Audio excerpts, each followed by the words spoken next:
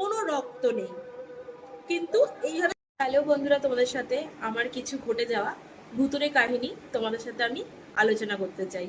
আর এখন যে আমি বলছি, এখন বাজে 6:30 মতো, বাড়িতে কেউ নেই, শুধু কুট্টুস শুয়ে আছে আর আমি আছি, নিজের গায়ে যেন কাঁটা দিয়ে উঠছে। এই গল্পটা ছিল আমার 1 বছর আগেকার গল্প। এখন বলছি কারণ আমরা ঘুরতে গেছিলাম উত্তরবঙ্গ, তোমরা জানো তো। কালিম্পংয়ে যাওয়ার ঘুরে আসার পর আমরা আলোচনা করতে করতে আসছিলাম যে ডেথ রোড বা ডাউ হিলের যে কাহিনীটা আছে, সেই কাহিনী সম্বন্ধে আমি শুনতে শুনতে আসছিলাম। এখানে যাওয়ার মতো আমার সাহস নেই, আমার সাহসে কুলাবে না। তবে আমার সাথে কিছু ঘটে যাওয়া কাহিনী তোমাদের সাথে শেয়ার করতে আসলাম। 24 সালে ডিসেম্বর মাসে আমরা গেছিলাম পুরুলিয়াতে, তোমরা অনেকেই হয়তো জানো।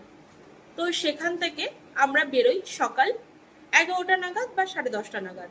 তারপরে আমরা বিষ্ণুপুর হয়ে যে পাহাড়টা আছে, শুশুনিয়া পাহাড় হয়তো, সেটা ঘুরে আস্তে আস্তে আমাদের বেজে গেছিল রাত 1টা বাড়িতে। আর আমরা বেরিয়ে দুপুরবেলা খাওয়া দাওয়া করে তারপরে শুশুনিয়া পাহাড় ঘুরে একদম টান টান বেরিয়ে পড়েছিলাম। যেহেতু ওই দিকটায় অতটা চেনা জানা নেই, আমরা রাস্তায় খুব একটা দাঁড়াইনি। আমরা লাস্ট খাওয়া দাওয়া করেছিলাম শক্তিগড়ে এসে, আর সেখান থেকে মিহিদানা, ল্যাংচা অনেক কিছুই আমরা কিনে নিয়েছিলাম। শক্তিগড় আর দুর্গাপুরের যে রোডটা, সেখান থেকে সেই রোড থেকে নামি আমরা পান্ডুয়া রোডে। আর ওই জায়গাটার নাম আমি জানি না, কিন্তু খুব ফেমাস একটা জায়গা। তো সেখান দিয়ে যখন আমরা যাচ্ছিলাম, তখন এমনি শীতকাল, রাস্তাঘাটে কেউ নেই, আমার টয়লেট পাই।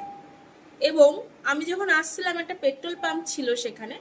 তো পেট্রোল পাম্পে আমি যাই না, কারণ একটা লরির সাথে একটা বাইকের একটু ঝগড়া হচ্ছিল, একটা মানে অ্যাক্সিডেন্টলি একটা কিছু হয়ে যাচ্ছিল সেই কারণে। তো সেখানটায় আমি দাঁড়াতে দিই না।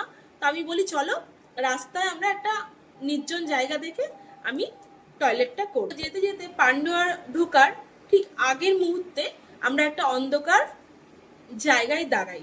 আমি ছিলাম, আমার বোন ছিল, আমার মেয়ে ছিল, আর ছিল আমার বর। তো সেখানে যখন আমি দাঁড়াই, তখন আমি অতটা খেয়াল করি না, আমার এত পরিমাণে টয়লেট পেয়ে গেছিল যে আমি খেয়াল করি না যে সেটা কোথায় বা কিছু। আমি যখন নামি, আমি পেছনে বসেছিলাম, আমি যখন বাদিক দিয়ে নামি, বাদিকের রাস্তা দিয়ে আমরা আসছিলাম, তো বাদিকটা আমরা নেমেছিলাম। তো বাদিকে যখন আমি দরজাটা খুলে নামি, তখন দেখি একটা কালো রঙের প্যাকেটের মধ্যে রক্ত। তো এমন ভাব লাগছিল যে কেউ চিকেন খেয়েছে। তো সেই হয় না প্যাকেটগুলো কালো কালার হয়, আমরা ফেলে দিই চিকেনের প্যাকেট, তো সেরকম একটা চিকেনের প্যাকেট পড়া ছিল। আর ছিল চিকেনের প্যাকেট